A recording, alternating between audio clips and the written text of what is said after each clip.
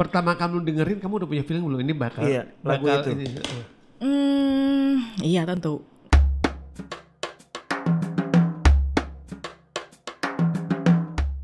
Halo teman-teman pendengar podcast di belakang layar, dan juga halo teman-teman penonton program di belakang layar. Semakin menuju penghujung tahun 2021, tahun yang luar biasa buat kita semuanya. Kita hari ini kehadiran seorang manajer dari musisi-musisi ternama. Namanya Anya Anggarda.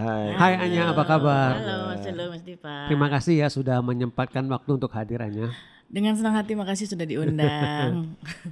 Sebelum kesana Anya, tahu nggak Mas Sulung itu lagi sebenarnya sudah rilis e-booknya. Buku ketiga dari Mas Sulung Landung. Ini dia buku Artist Management 10143 ya, teman-teman sekalian. Oke.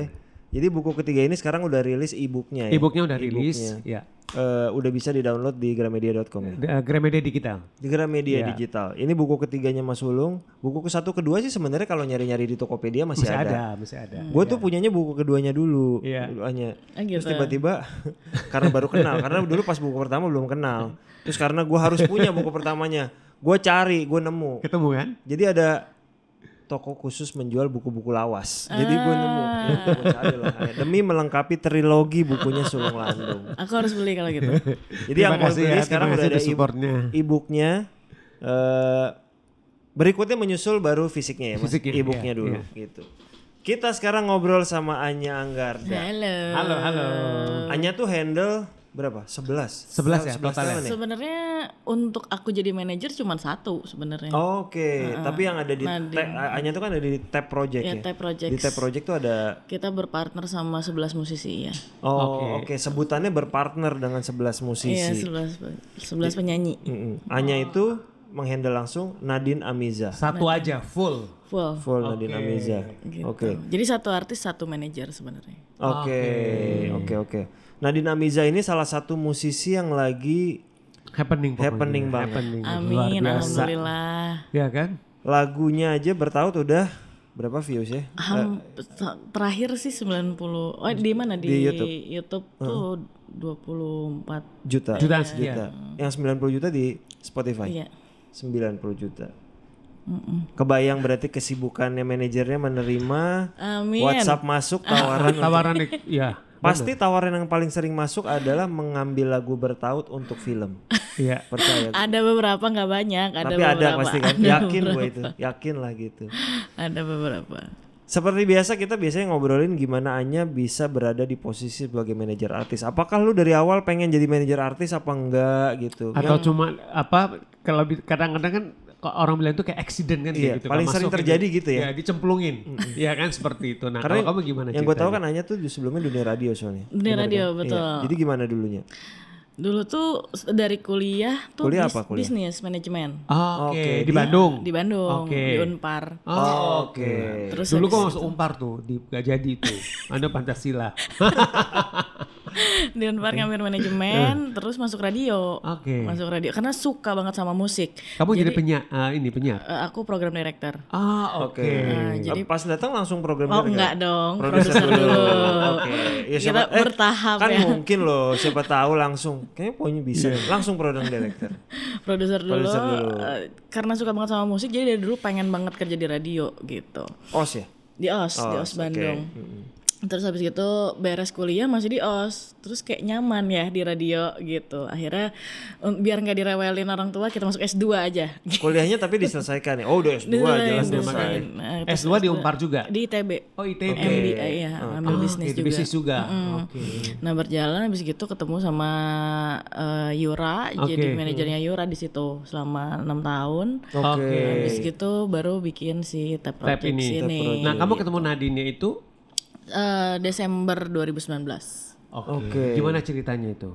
Sampai akhirnya dia meminta kamu jadi manajernya? Enggak, ini sih sebenarnya benar-benar kayak kita ketemu cuma ngobrol-ngobrol aja. Terus habis gitu ketemu sama bundanya karena dulu kan sebelum sama aku sama Bunda Nadine di manajerinnya. Bunda itu maksudnya ibunya? Ibunya Nadine. Ya, sama ibunya Nadine. Terus habis gitu ya udah Bunda ngobrol, ayo Kak mau nggak manajer. Sebelumnya udah kenal apa? kenal di backstage aja kan. Sesama biasanya kalau musisi itu di backstage saling bertemu tuh. Saling bertemu, saling ngobrol. Iya. Cuman halo-halo di backstage aja. Ya udah habis gitu jalan aja sih Tap Projects-nya gitu. Cuman aku tuh punya mimpi ya 2017 beres S2 itu dicemplungin yang tadi kata Mas Sulung tadi sama Bang Riri namanya. Bang Riri itu kakaknya Tulus. Oke. Bang Riri adanya bikin bisnis aja gitu kan. Hanya kan S2-nya bisnis, iya, satunya juga benar. gitu. Ngapain kerja di orang gitu Iya, kan. betul. Ya udah akhirnya sampai sekarang sama Bang Riri gitu. Oke, berdua bikin Tap itu. Ini. Nah, aku pengen tahu gini. Yang aku pengen tahu itu Tap itu lebih ke apa? Lebih ke itu manajemen artis atau dia lebih kepada branding atau gimana sih? Sebenarnya kalau pengen disebutnya kayak gimana, kita pengen disebutnya perusahaan musik karena kan musik tuh label luas banget. Kita nggak label bahkan. Kita nggak label. Jadi basically cuman manajemen artis, tapi kita support musisi independen yang memang kebanyakan sekarang kan pengen banyak banget kan musisi independen gitu.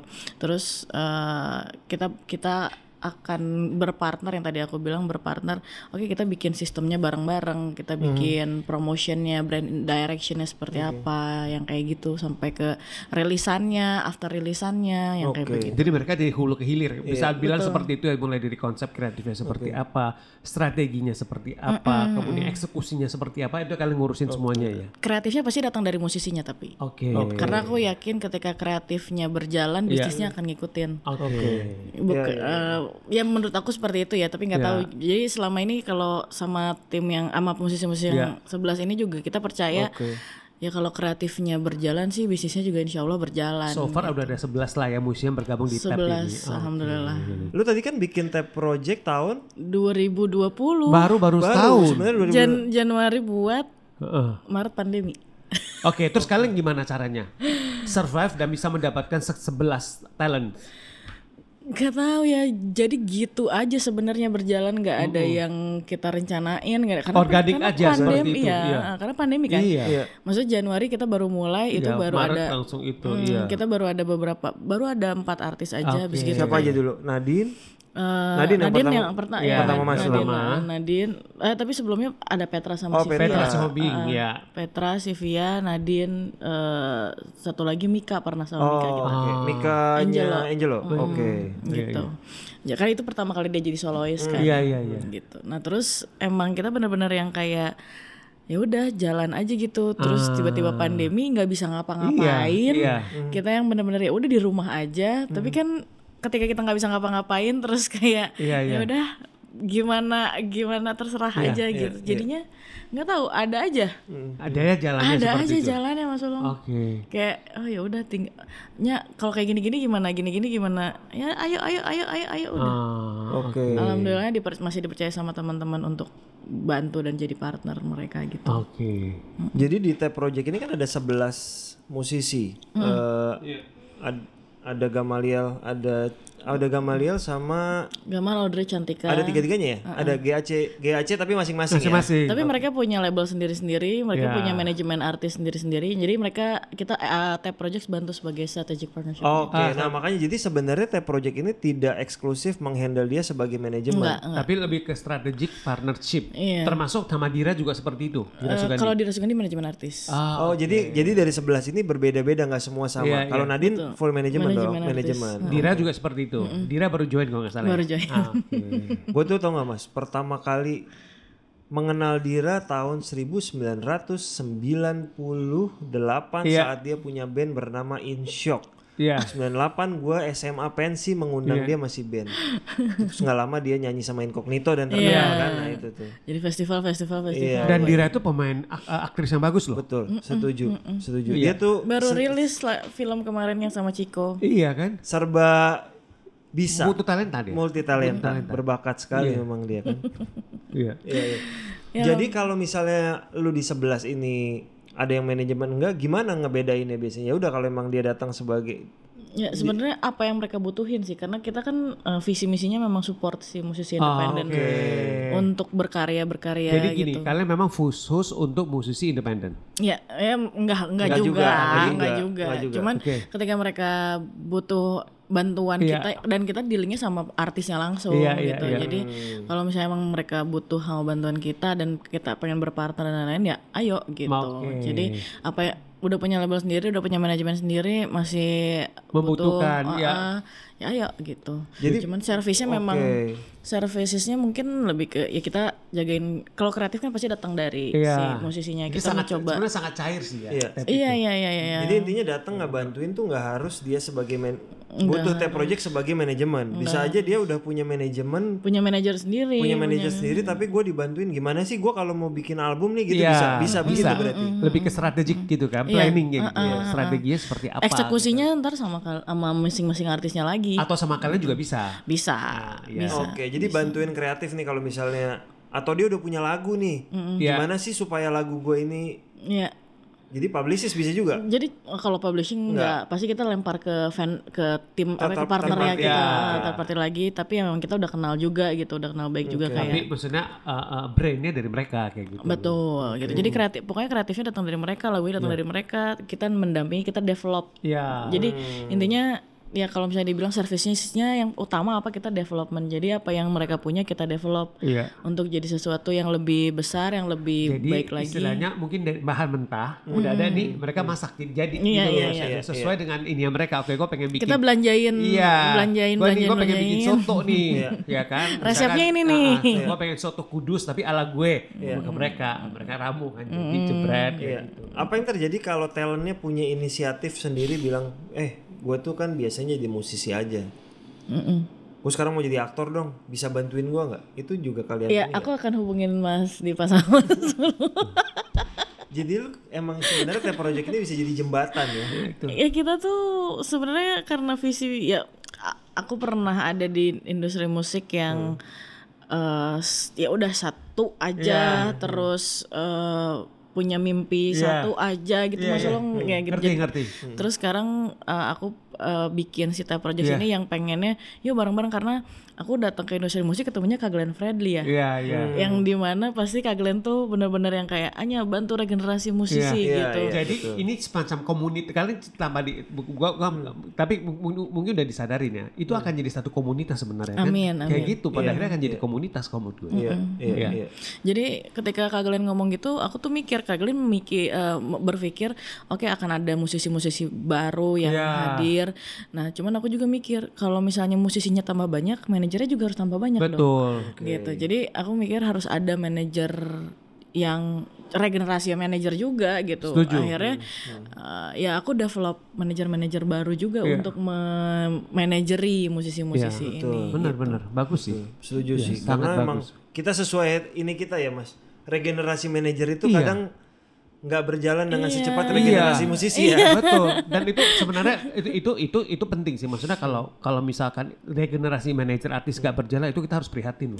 Jangan sampai berhenti sampai di kita aja gitu. Karena kita kan punya kapasitas ya Mas. Betul. Kita setuju banget. Kalau semuanya pengen sama kita pasti nanti nggak maksimal semuanya gitu. Betul. Tapi kalau misalnya kita develop si manajer-manajernya ini, akhirnya mereka bisa mungkin lebih jago dari kita nantinya. Nah, kita harus bangga karena tuh kita bisa memberikan transfer ilmu kita kan jalan, ya kan seperti itu.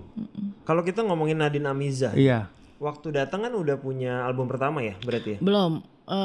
Baru single ya, bukan album ya. Singlenya udah ada, albumnya belum. Project pertama aku tuh albumnya Nadine. Oke. Jadi album apa yang membuat Nadine. kamu yakin bahwa she's the one?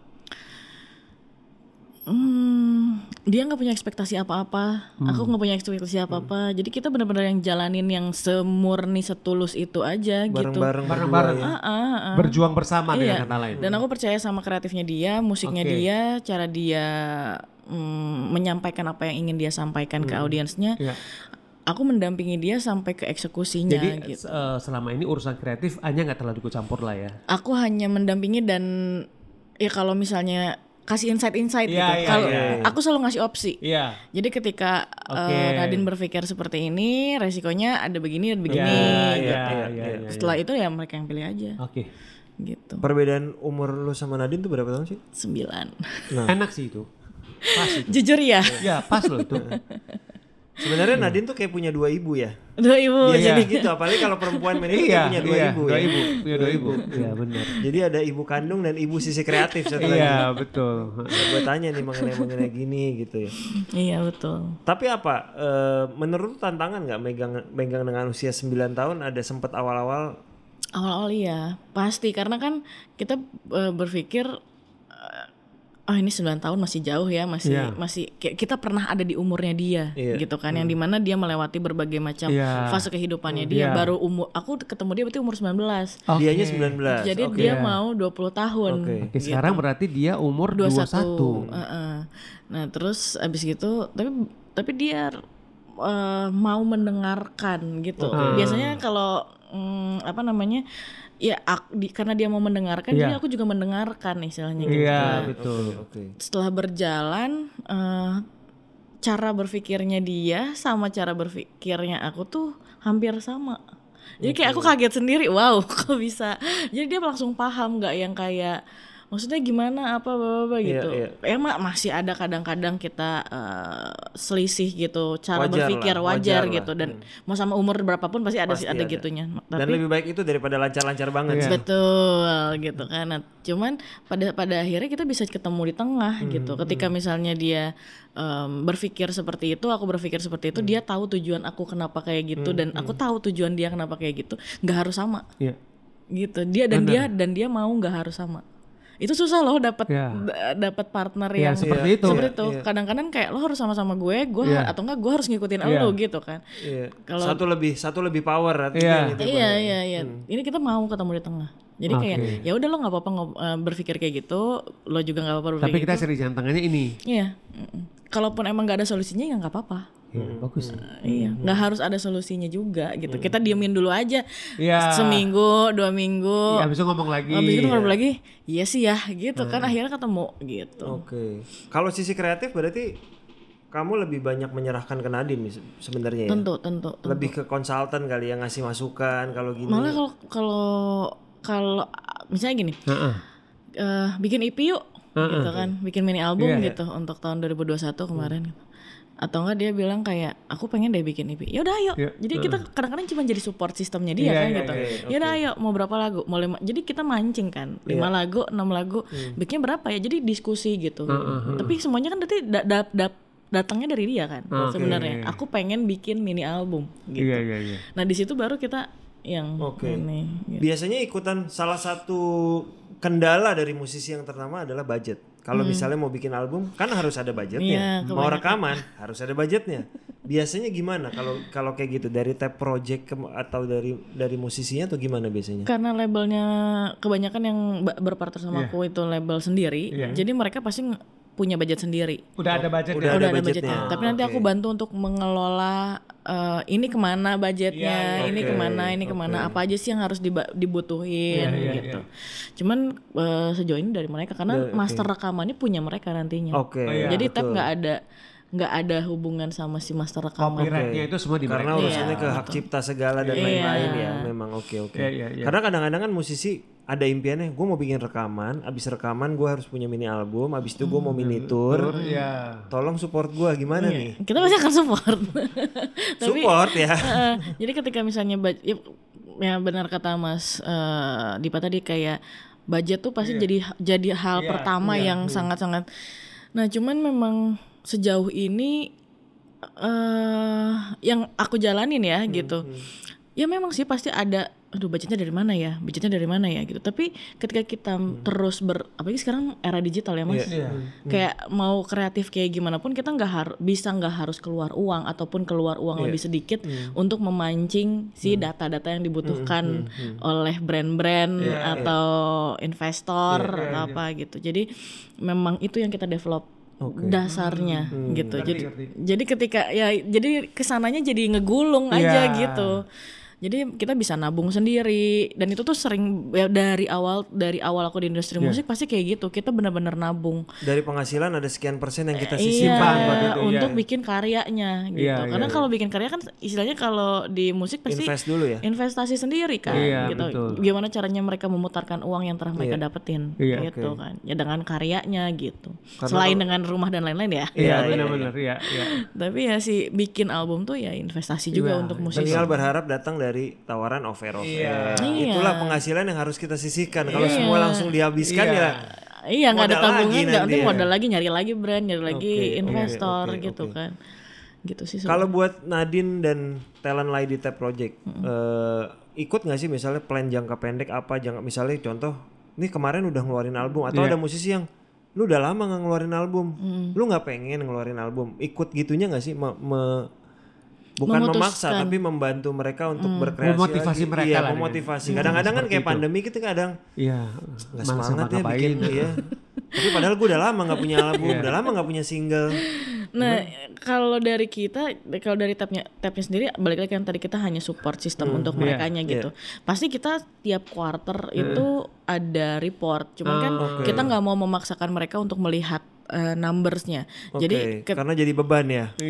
Aku nggak tahu apa yang mereka rasakan, cuman aku pasti akan bikin reportnya dan aku akan memberikan ke mereka dan kita akan ngasih rekomendasi nanti Q2 misalnya Q1 kita ngobrol, Q2 kayak gini gimana programnya gitu. Tapi kita serahkan lagi sama mereka untuk menjalankan itu atau enggak gitu. Tapi setidaknya kita ada datanya. Nah, mereka tahu. Iya, kita ada program yang akan kita buat. Mereka suka atau enggak atau mereka mau rubah lagi programnya itu terserah mereka gitu. Karena balik lagi kita kerjanya sama orang dan sama seniman gitu. Mereka bisa bilang enggak kan gitu. Jadi kita juga nggak mau memaksakan hal itu kalau misalnya mereka ya gitu.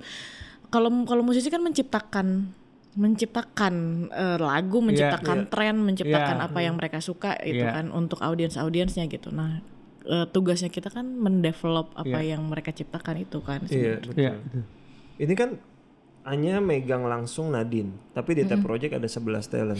Anya buat keputusan juga buat selain Nadine gak sih tapi? Walaupun mereka kan ada yang masing-masing punya manajer lah. Mereka masing-masing punya manajer, masing-masing punya CEO sendiri di labelnya gitu kan. Tapi kan ada beberapa yang bergabung di Tap Project sebagai manajemen juga. Nah, sebagai Anya dan Riri yang founder Tap Project ikut ngasih masukan ada say nggak?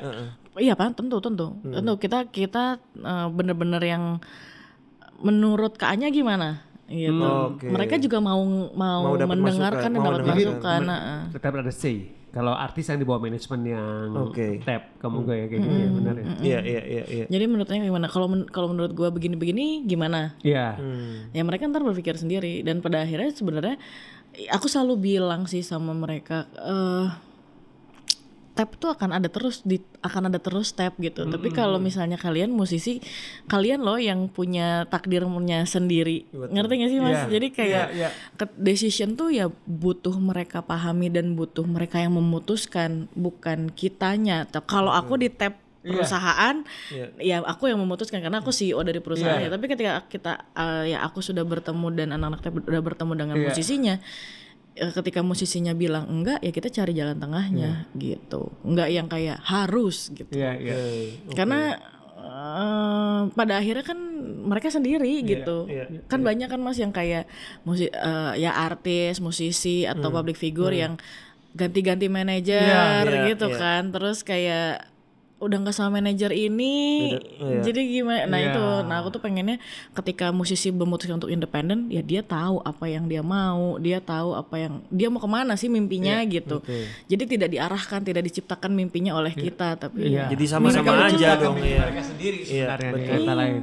Kalau dipaksa jadi balik lagi ke major label ibaratnya gitu ya. Jadi kita nih membantu mereka itu tuh mewujudkan mimpi mereka sebenarnya, tapi itu mimpi mereka sebenarnya. Betul. Yang bukan mimpinya kita gitu. Kalau mimpi kita kan ya udah kita punya Tap Project, punya apa gitu. Iya benar. Dan mereka punya mimpi mereka sendiri. Jadi menurut aku penting tahu apa yang mereka mau gitu. Jadi makanya kalau ketemu tuh misalnya ada musisi baru gitu, aku nggak bisa yang kayak lagunya mana karena aku bukan A&R kan. Aku nggak bisa dengerin. Aku sebagai orang awam pernah di radio, aku tahu musik yang oh ya ini enak gitu, tapi udah sebatas itu gitu, nggak bisa tuh yang kayak komen gimana kalau drumnya gitu kan. Itu mungkin yang terjadi ketika lagu waktu bertaut udah ada dong. Udah. Waktu lagu itu belum dirilis maksudnya. Udah ada kan? Udah ya, pokoknya dari demo dia kenapa pun gabung, Bunda bilang pertama tuh kayaknya Nadine mau rilis album, mau nggak bantuin gitu. Jadi pertama kamu dengerin kamu udah punya feeling belum ini bakal lagu itu. Iya tentu. Kan gini kalau istilah produser rekaman, lagu itu ada racunnya kan. Lu dapat gak itunya gitu loh maksudnya? Dapat. Kan? Jadi beban gak sih ketika lu ada satu lagu talent lu yang sampai berpuluh juta views, pasti kan masa sih gue nggak bikin lagi yang kayak begitu. Kalau kita di film kan, masa sih kita nggak bisa film lagi yang jutaan penonton gitu. Ada nggak sih beban kayak gitu? Nggak ada lagi mas. Nggak ya? Nggak ada. Karena ya itu karena musisi-musisi apalagi kalau Nadine juga nggak pernah lihat numbers. Jadi numbers itu ya udah emang anugerah aja alhamdulillah gitu. Aja dikasih begitu ya. Nggak ada harapan juga ke situ ya. Jadi ketika misalnya karena kalau misalnya aku yang bilang kayak Nadine udah sampai 20 juta gitu.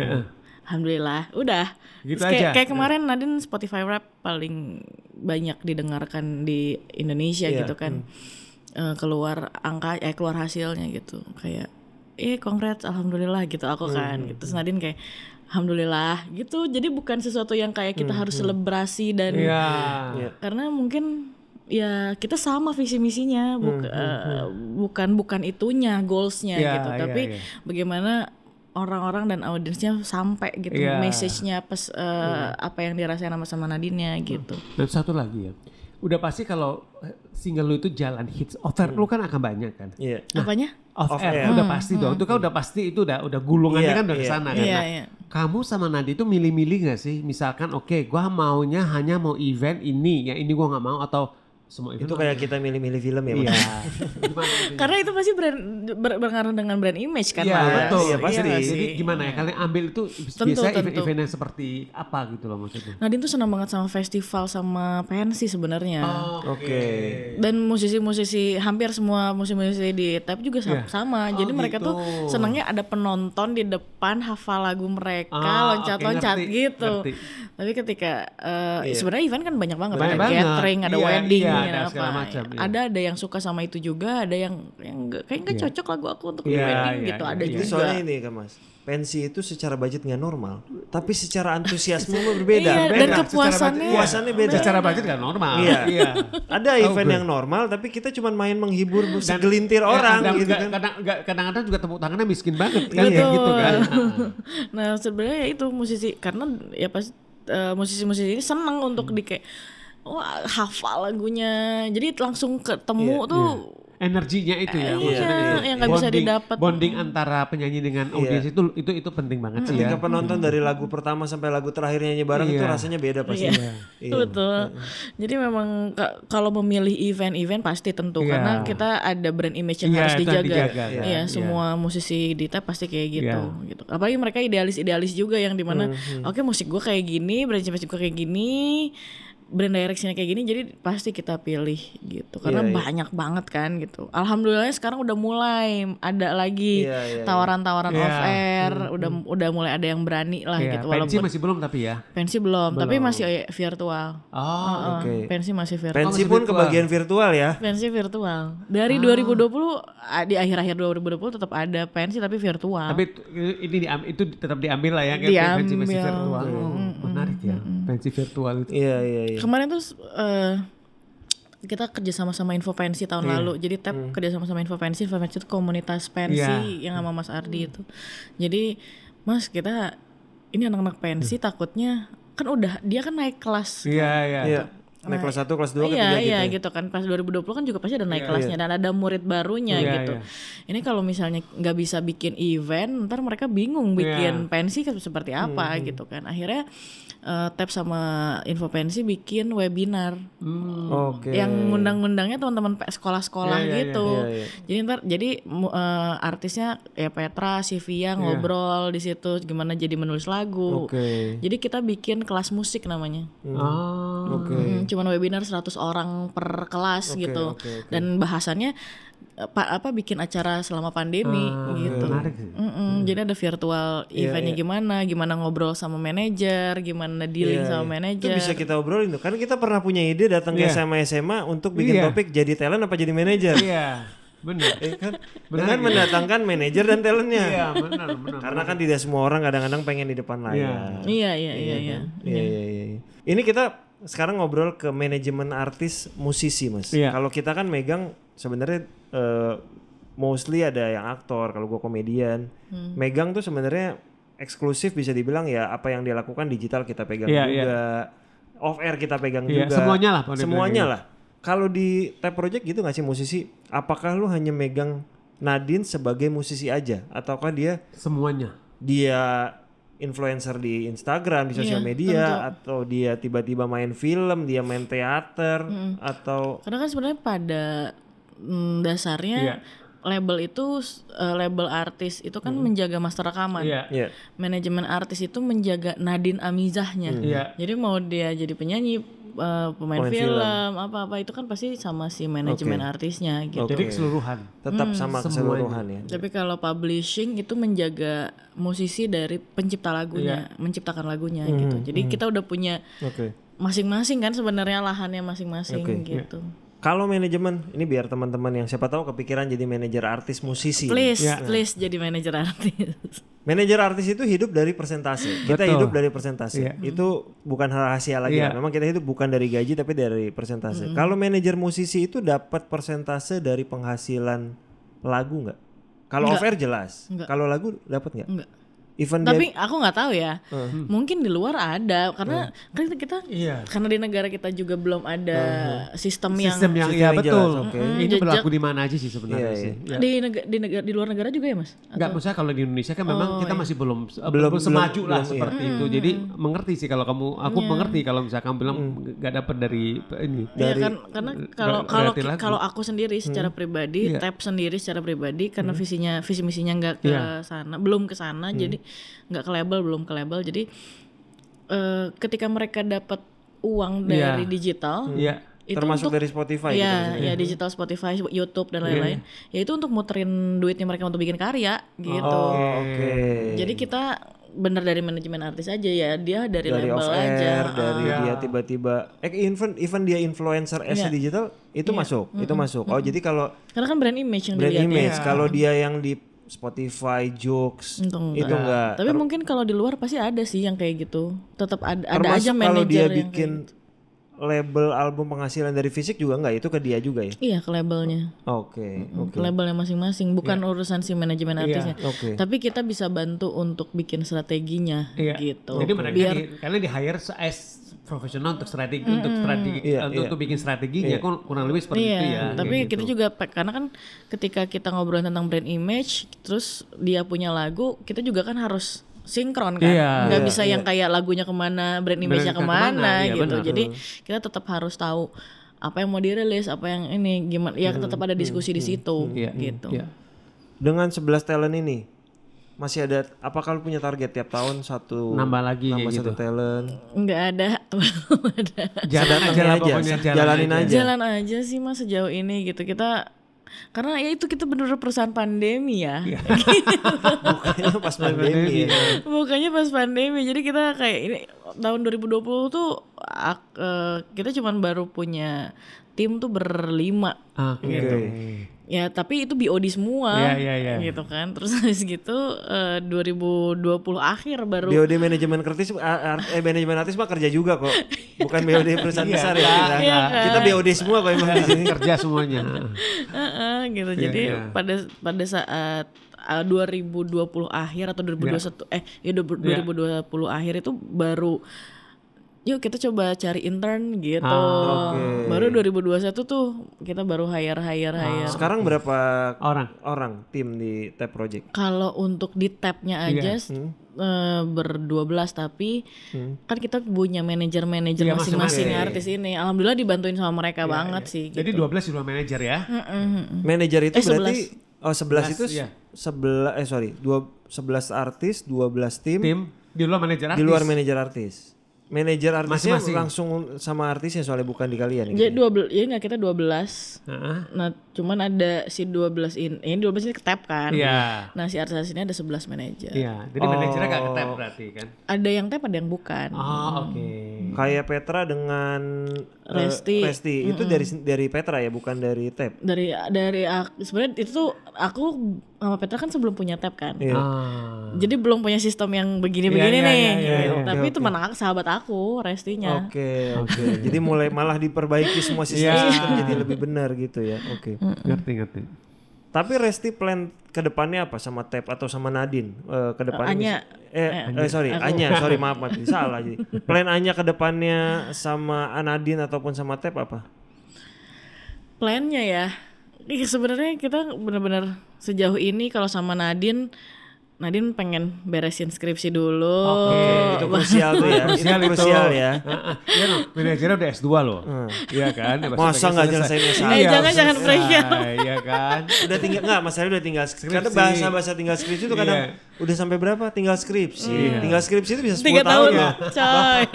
Karena gue punya talent yang tinggal skripsi lebih dari 5 tahun. Berapa talent sih Mas Diva? Sekarang 9 talent. Mas, gua 14 ya. Mantap, keren.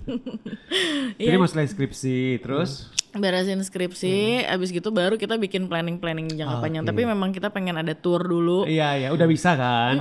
Iya, pengen ada tour dulu. Jadi udah memang nggak tahan ya, pasti pengen banget. Aduh, parah banget Mas, gila sih kayak 2 tahun gitu kan virtual. Jadi kayak dari kemarin apa yang bisa kita lakukan selama pandemi adalah merilis lagu. Iya, betul. Gitu. Sampai akhirnya mereka juga kayak mau rilis lagi gitu kan kayak. Karena kadang-kadang mau dipaksain juga kepalanya tuh jadi kreatifnya dan belum ketemu orang-orang untuk didengerin langsung kan gitu. Jadi makanya yaudah kita coba dulu deh di tahun depan kita semuanya pengennya bikin tour atau konser. Tapi udah mulai bisa sekarang, pelan-pelan udah mulai bisa off air kan? Kalau kafe sejauh ini aman banget. Ya bisa ya. Iya, kalau kafe. Tapi kalau lapangan gitu aku perizinannya harus nasional katanya.